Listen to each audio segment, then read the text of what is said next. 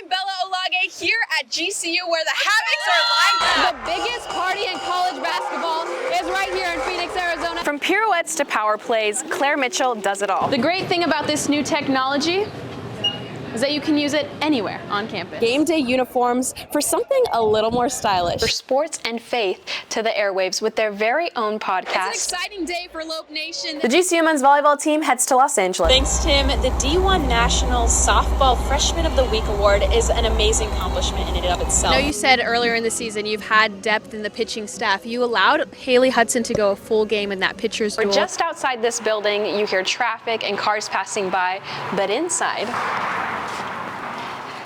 quiet as a mouse.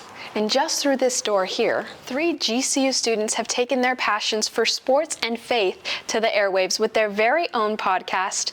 And let's just say it's super bold. We just make silly comparisons of Bible stories to sports. We probably at one point said some event was like the Super Bowl, and then we're like, oh, you gotta be super bold.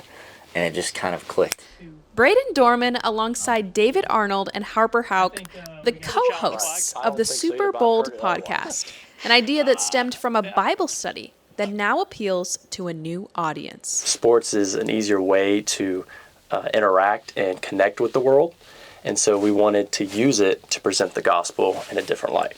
Since its first episode premiered November 17th back in 2022, the vision continues to evolve. At the beginning, we highlighted certain athletes who are bold in their faith, and then we kind of shifted towards having more personal interactions with athletes on campus, and now we're starting to shift a little bit more towards a brand. This brand found success early on after the release of a clip from their 3rd episode.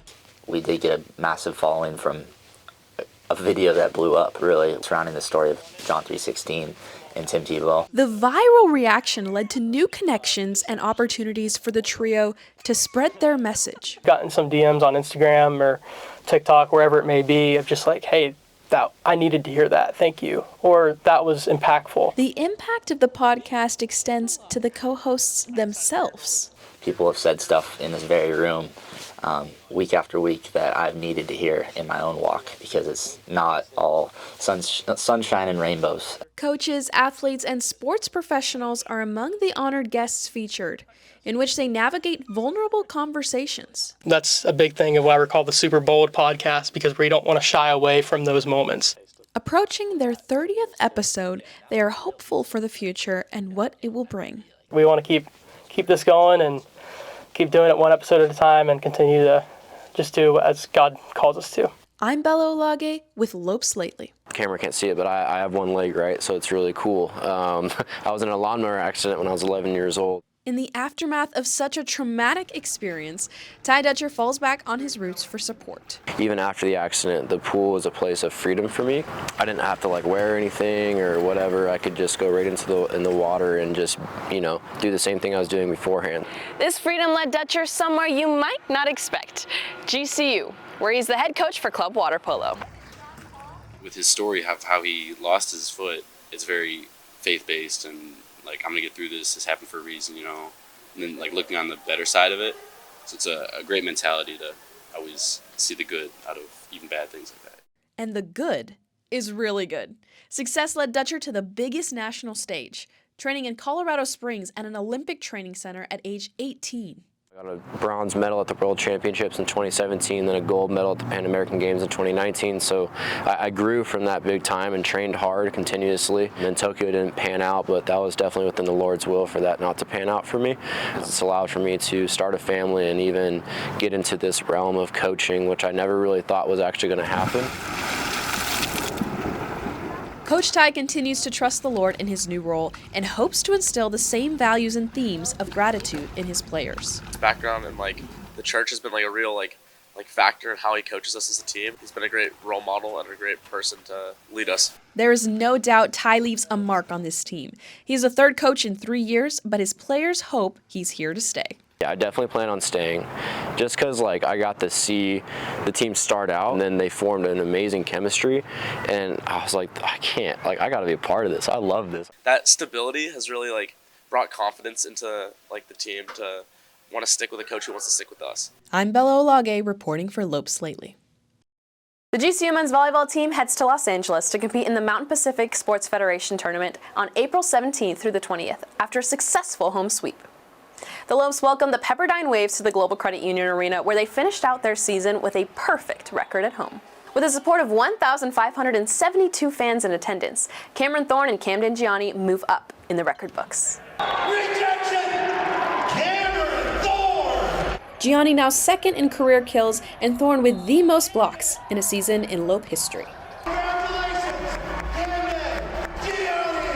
Ranked number 3 in the nation and number 2 in their conference, the Lopes are hopeful come postseason. This is the first time that we've actually been a higher seed going into a tournament like this. And if we take care of business, I'm hoping to have a repeat with UCLA come finals.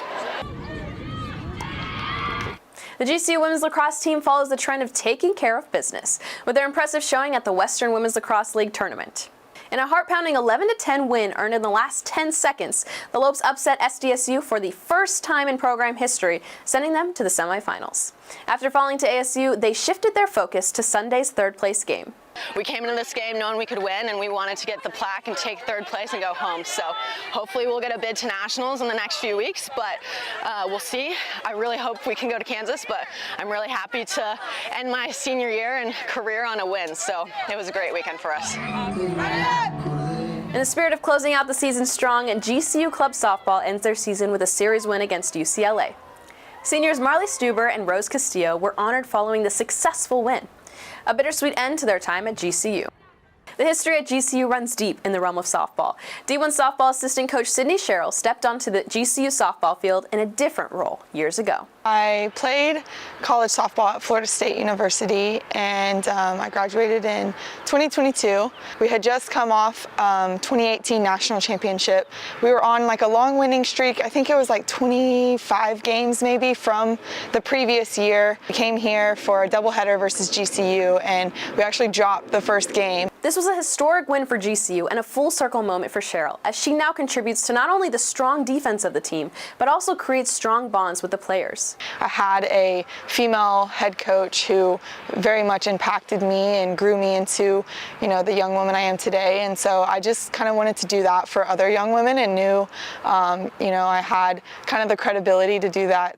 Sports programs foster a spirit of community. Let's hear more from Greenlee Clark about softball at the intramural level.